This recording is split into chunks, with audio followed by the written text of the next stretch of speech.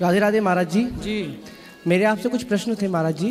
बोलो। जैसे अभी आपने इनसे कहा कि अगर भगवान से विनती करो तो भगवान स्वप्न में भी आकर दर्शन देते हैं। हाँ, तो मेरा यही जानना है कि जब भगवान स्वप्न में आकर दर्शन दे के आपसे ये कहते हैं कि मैं आपके साथ हूँ, आप चिंता ना कीजिए, कोई भी परेशानी आपके लिए है, मैं आपके लिए तत्पर खड़ा हूँ, उस समय भी उस भक्त को भगवान ऐसे बुरे ख्याल क्यों आते हैं कि वो अपने शरीर का देह त्याग कर दे, या ऐसी समस्याएं क्यों आती हैं?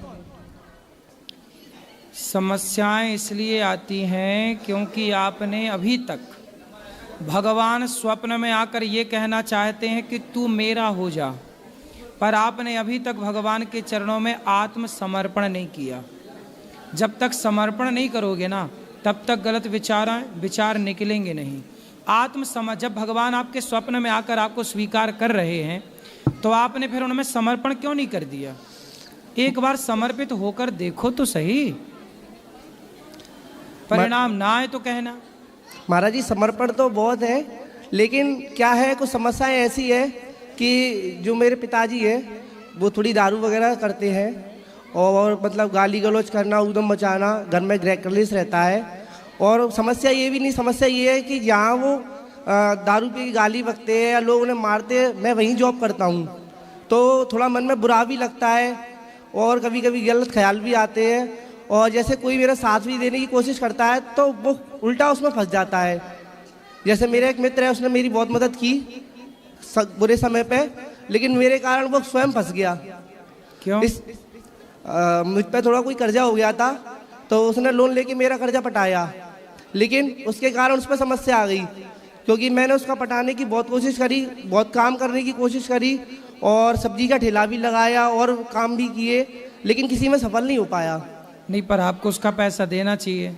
नहीं तो वो तो मांगता भी नहीं है और मैं तो कोशिश करता हूँ कि उसका दूं, और अभी जल्दी देना चाहिए उसका। कोई आप कितनी मदद करता है, आपको उसके साथ खड़े होना चाहिए, यही धर्म है। रही बात आपके पिताजी की, तो पिताजी की हर बात को जो अच्छी ना लगे इग्नोर कर दो। ये समझो कि जैसे दुर्गंध से भरी हवा नहीं आती जी, कई बार आप ऐसी जगह जाते हो जहाँ गंदी हवा आ रही हो, नाक पकड़ना पड़े, जहाँ नाले वाले बहते हैं कितनी दुर्गंध होती है। मछली पालन जहाँ होता है वहाँ कितनी सारी दुर्गंध सी आती रहती है। मुर्गा कटता है जहाँ मंडियों में, जहाँ जहाँ कितनी तो आप क्या करते हो उस समय? नाक को बंद कर लेते हो जी, नाक में रुमाल रख लेते हो जी। उसी तरह पिता की हर वह गलत दुर्गंध से भरी गलत विचारों की बातें जब आपकी तरफ आए तो अपने कानों पर उंगली रख लो, सुनो ही मत, और सुनो भी तो इग्नोर कर दो। जो तो बातें अच्छी ना, देखो समाज में दो चीजें हैं, एक अच्छी और एक बुरी। या तो आपकी तरफ कोई अच्छी बात आएगी या तो आपकी तरफ कोई बुरी बात आएगी। अच्छी बात आए तो अच्छी बात को ग्रहण कर लो, बुरी बात आए पसंद ना हो, मैंने कुछ कहा आपको और आपको पसंद नहीं है जी, पिता ने कुछ कहा आपको और आपको पसंद नहीं है, उन बातों को सुनकर इग्नोर कर दो, सुनो ही मत। ये समझो, जब आप ये बताओ, कांटा है बहुत सारे जी, कांटा के ऊपर पांव रखा जाएगा तो चुभेगा। अब आप कांटा से कहो, कांटा भाई साहब चुभना छोड़ दो, तो क्या कांटा चुभना छोड़ देगा? नहीं। इसलिए आपको ही पांव को बचा के रखना पड़ेगा। कांटा अपना स्वभाव नहीं बदल सकता, लेकिन आप बच के चल सकते हैं। इसी तरह पिता हैं आपके, वो अपना स्वभाव शायद ना बदल पाएं, लेकिन आप उनकी हर बात से बच बच के चलो। पिता है, आदर करते रहो, सम्मान करते रहो, जरूरत में बाप का साथ दो, लेकिन बात अच्छी ना लगे तो इग्नोर करते चलो। लेकिन महाराज जी क्या होता है कि हम देखते हैं तो वो उनको लोग मारते हैं, पीटते हैं, तो वो भी तो अच्छा नहीं लगता ना महाराज जी। किसको मारते हैं? पिताजी को। लोग वो सबसे गाली बकते हैं तो वो लोग मारते हैं, तो वो सामने ही जॉब करता हूँ तो थोड़ा बुरा लगता है। तो पिताजी को लोग मारते हैं? हाँ। तो पिताजी को समझाओ कि शराब ना पिए। नहीं मानते, वो नहीं मानते तो फिर पिटना तो पड़ेगा कुत्तों की तरह। वो तो स्वभाव है, जैसी करनी वैसी भरनी, फिर इसमें कुछ नहीं हो सकता। आप पुत्र हैं, आपको बुरा लगेगा, बात सही है, आप जाके बचाव कर सकते हैं हाथ जोड़ के सामने वाले से, लेकिन आप पिता को समझाइए, नहीं तो फिर उनको तो फिर कर्म दंड तो है, कोई गाली देगा किसी को आप देंगे तो वो पिटना तो पड़ेगा फिर। जी महाराज जी, मेरा दूसरा प्रश्न था ये था कि अभी आपकी एक वीडियो कुछ वायरल हुई थी जिसमें एक लड़के ने आपसे प्रश्न किया था कि जैसे राम जी की आयु 33 साल थी तो उनकी दाढ़ी मूछें नहीं थी। हाँ। तो उसमें आपने बताया था कि वो भगवान थे इसलिए। जी। तो मेरा आपसे प्रश्न ये है कि महर्षि वेद व्यास जी और भगवान परशुराम भी तो भगवान के ही अंश थे, फिर उनकी दाढ़ी मूछें क्यों थी? भगवान परशुराम जी और व्यास जी, इनके बारे में आप लोगों ने फोटो देखी है, जो ओरिजिनल हैं ये सब सदा जवान रहने वाले हैं। भगवान कभी बूढ़े नहीं होते। फोटो तो कल्पना की, जिसने जैसी बना दी वैसी आपने मान ली। भगवान के बारे में लिखा है, हम जैसे राम और कृष्ण का जी नारायण का रूप देखते हैं ना, उनके स्वरूप के बारे में लिखा है। वरहा पीडम नटवर बपुः कर्णयोः कर्णिकारम विभ्रदवासः कनक कपिशं वैजयंतीं च मालाम। भगवान के बारे में कहा कर्तुम अकर्तुम अन्यथा कर्तुम सर्व सामर्थ्य।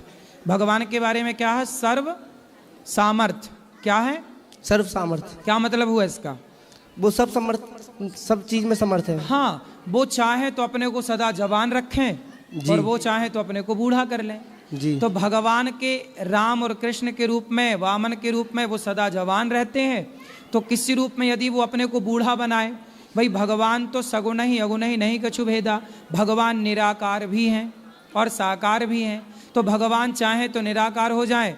हनुमान जी लंका गए तो छोटे से बनकर गए, मसक समान रूप कपि धरी अति लघु रूप पवन सुतलीना। फिर माता सीता ने कहा कि तुम इतने से हो, रावण से और रावण की सेना से कैसे लड़ोगे? तब हनुमान जी बोले माता मैं बड़ा भी हो जाता हूँ। कैसे होते हो? तो भयं पर्वताकार शरीरा। हनुमान जी कैसे हो गए? पर्वत के समान। तो हनुमान जी हैं, इतने से हो जाएं, इतने बड़े हो जाएं। भगवान राम से मिलने गए तो पंडित जी होके गए। तो भगवान हनुमान जी तो राम के भक्त हैं ना, वो छोटे बड़े हो सकते हैं, जवान और बुढ़े हो सकते हैं।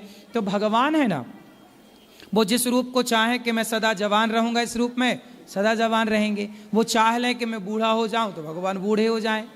तो भगवान के लिए ये सब नहीं होता कि भगवान जवान है कि बूढ़े। भगवान भगवान है, वो जवान हो जाएं बूढ़े हो जाएं। हम बूढ़े नहीं, हम जवान नहीं हो सकते बुढ़ापे के बाद। हम अभी चाहें कि हम 80 साल के बूढ़े हो जाएं तो हम अभी नहीं हो सकते। हम एक टाइम पर सब कुछ होगा। लेकिन भगवान आज चाहें तो जवान हो जाएं और आज ही चाहें तो बच्चे हो जाएं, आज ही चाहें तो बूढ़े हो जाएं। इसलिए वो कर्तुम अकर्तुम अन्यथा कर्तुम सर्व, वो भगवान सर्व सामर्थ्य है। वो चाहे तो चुटकी बजाए तो प्रलय हो जाए, वो चाहे तो चुटकी बजाए तो सृष्टि आ जाए। मैया यशोदा ने कहा मुंह खोल, इतना सा मुंह खोला, पूरा ब्रह्मांड नजर आ गया। जिनके इतने से मुख में पूरा ब्रह्मांड समा सकता है, वो भगवान जब चाहे जवान हो जाए, जब चाहे बूढ़े हो जाए। उनके लिए क्या बुढ़ापा और क्या जवानी। भगवान सदा सुंदर है, इसलिए उनका नाम है श्याम सुंदर। यदि किसी रूप में वो बुढ़ापे का भी अभिनय कर रहे हैं तो भगवान कर क्या रहे हैं? अभिनय। भगवान संसार में अवतार क्यों लेते हैं? परित्राणाय साधूनां विनाशाय च दुष्कृतां धर्म संस्थापनार्थाय संभवामि युगे युगे। क्यों अवतार लेते हैं? जब जब धर्म की हानि होती है तो हानि को बचाने के लिए कभी राम कभी कृष्ण, तो कभी वेदों की रक्षा करने के लिए, पुराणों को प्रकट करने के लिए वेद व्यास जी बनकर आए, तो कभी सहस्त्रार्जुन को मारने के लिए परशुराम बनकर आए। अब इन रूपों में भगवान चाहे जवान अपने आप को करें, बूढ़ा करें, वो भगवान की अपनी स्वतंत्रता है। आप ये नहीं कह सकते कि भगवान सदा जवान है, भगवान सदा बूढ़े हैं। भगवान स्वयं भगवान है, वो जब चाहे जो हो जाए। इसलिए भगवान में कोई कानून, कोई ना धर्म, भगवान के शरीर से धर्म प्रकट हुआ। ये काल हमको प्रभावित करता है, काल के वशीभूत हम हैं। भगवान काल के वशीभूत नहीं है। भगवान का नाम है कालों के काल महाकाल। शंकर जी को क्या कहा जाता है? ये कालों के भी काल है। शंकर जी कालों के काल हैं, लेकिन वो शंकर जी सदा वसंतम हृदयारविंदे भवम भवानी सहितम। जो शंकर जी कालों के काल हैं, वो शंकर जी अपने हृदय में सदा राम का ध्यान करते हैं। सोचिए राम कितनी बड़ी शक्ति है। कौन है राम, कौन है कृष्ण? जिनका ध्यान शिव कर रहे हैं, वो शिव, जिन शिव के वश में काल है।